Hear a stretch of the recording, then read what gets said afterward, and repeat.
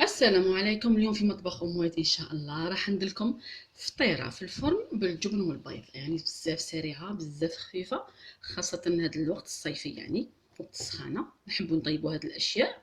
واش راح نحتاج في هذه الوصفه؟ استعملت هذا الكاس اللي تعودنا عليه 240 ملل. راح نستعمل 2 كيسان ونص تاع الفارينه. رايحه نستعمل مغرف كبيره تاع خميره الخبز، مغرف صغيره تاع السكر، 3 مغارف كبار تاع الزيت، الملح والحليب دافي باش نلمو العجينه تاعنا. نبداو مباشره بطريقه التحضير. اذا نديرو الفارينه تاعنا،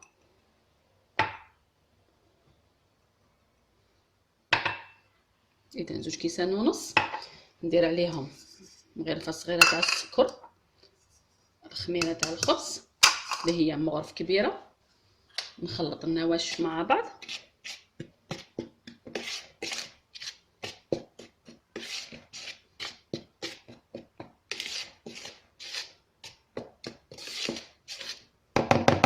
بعد واش ندير هذيك 3 مغارف كبار تاع الزيت. نبسس هذيك الزيت في الفارينه تاعي. ندير كميه تاع الملح ونلم العجينه تاعنا بالحليب يكون دافي باش المفعول تاع الخميره يبدا يخدم لنا.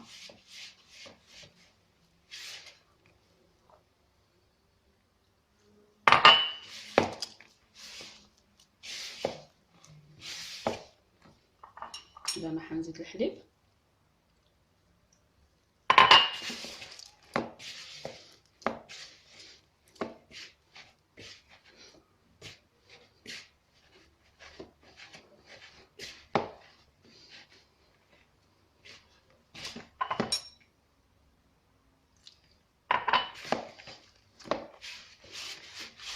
اذا نلمها مليح.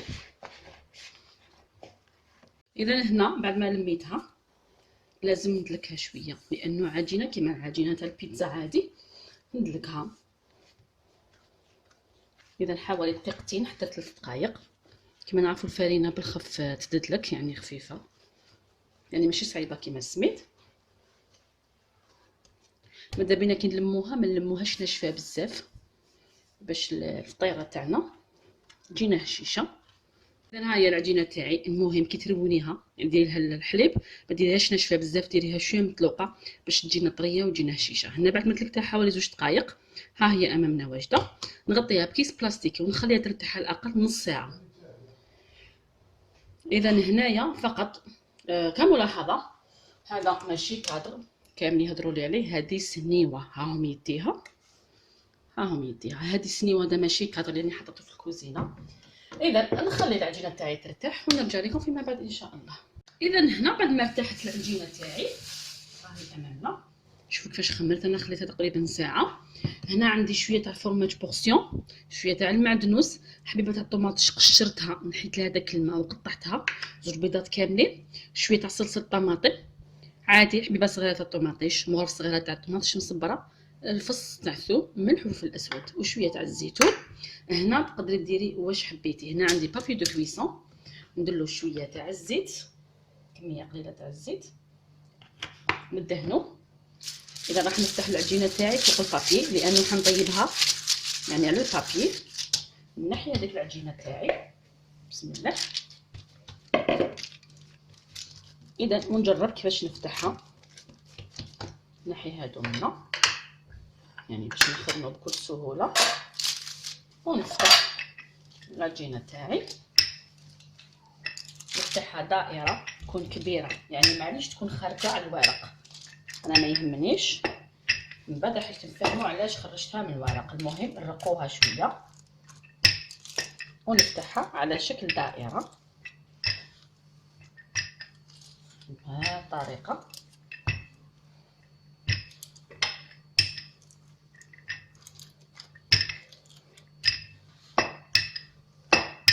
كما نشاهدوا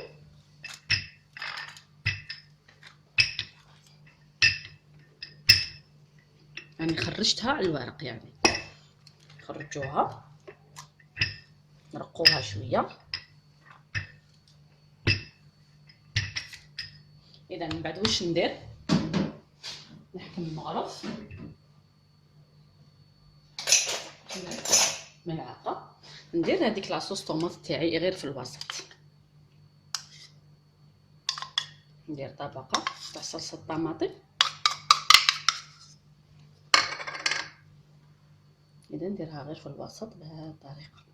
كما قلت لكم درت حبيبه صغيره فقط تاع طوماطيش ومغرف صغيره تاع طوماطيش مصبره، فص تاع الثوم، شويه ملح، شويه فلفل اسود، صلصه عادي كما يتباع صلصه الطماطم واجده تاع البيتزا حتى هي تقدري تستعمليها. اذا نديرها في الوسط. من بعد واش ندير، نحكم هذيك الطوماطيش اللي قطعتها قطع نديرها. هنا تقدري تزيدي فلفل اخضر اللي يحبوا تقدري تزيديه، تقدري ديري طون، تقدري ديري واش حبيتي في هذه الوصفه.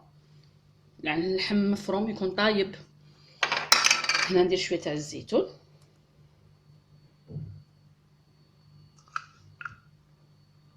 يعني هنا ماشي شرط يكون عندك اللحم ولا يكون عندك الدجاج باش طيبي. فرماج بورسيون تاعنا نقطعو قطع ونديرو.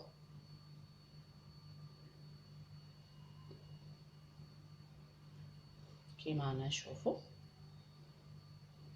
هنا نعطيكم الفكره فقط وانتم يعني ديروا واش حبيتو. من بعد واش ندير، نحكم هذوك زوج بيضات نفقصهم كاملين، ديري العدد اللي حبيتيه. انا عملت زوج حبات فقط كما انا نشوفو. ندير عليهم شويه تاع المعدنوس، ندير شويه تاع الملح فوق البيض، شويه ملح فقط ترش، وشويه تاع فلفل اسود. بسم الله بهذه الطريقه. من بعد واش ندير، نبدا نغلق في الفطيره تاعي بهذا الشكل. تبعوني مليح، عشوائي يعني نغلقوها عشوائيا ونخلو الوسط يبان بهذه الطريقه كما رانا نشوفوا. نخبزوها شويه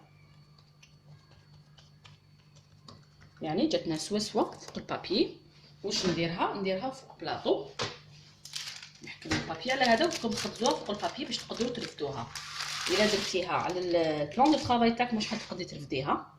ها هي امامنا واجده. واش ندهنها بشويه تاع الحليب الوجه تاعها فقط، يعني الوجه تاع العجين فقط ندهنو بشويه تاع الحليب.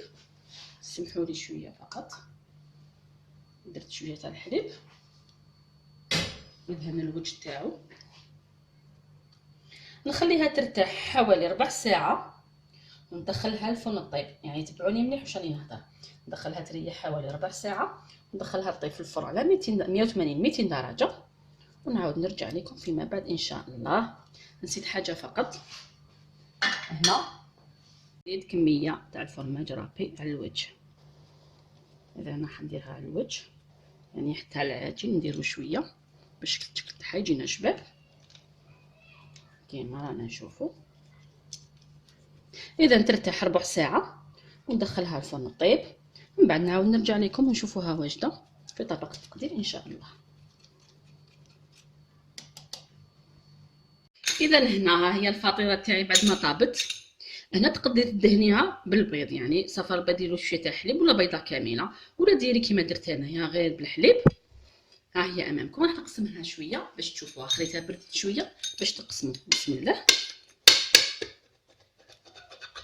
اذا نقسم منها كميه باش تشوفوا الشكل تاع الفطيره تاعنا في الوسط.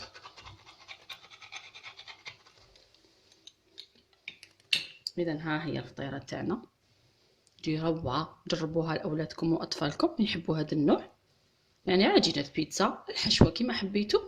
وزهوا وليداتكم، والى الملتقى ان شاء الله مع وصفه جديده، والى اللقاء.